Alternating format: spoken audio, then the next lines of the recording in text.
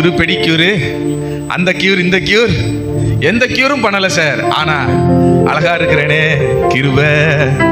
ஆமென் சொல்லுங்க. கிருபை.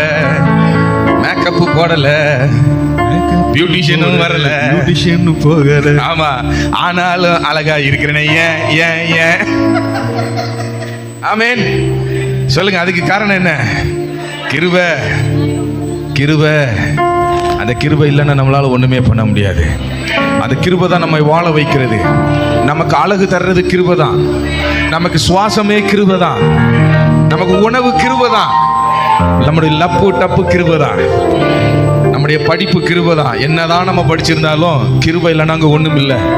என்னதான் ஞாபக சக்தி இருந்தாலும், கிளாஸ்ல டாப்பரா இருந்தாலும் கிருபை இல்லைன்னா ஒன்றும் இல்லை. One more time.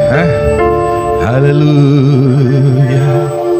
எவ்வளோதான் இன்சுலின் போட்டாலும், எவ்வளோதான் மாத்திரை மருந்துகளை சாப்பிட்டாலும், எவ்வளோதான் டாக்டர்கிட்ட போனாலும் மருந்து மாத்திரை நம்ம என்ன செய்யாது, வாழ வைக்காது. 7 வருஷத்துக்கு முன்னாடிலாம் டாக்டர் சொன்னார், எங்கள் அப்பா பிழைக்க மாட்டேன், இதோட முடிச்சிருவார் அப்படின்ட்டு.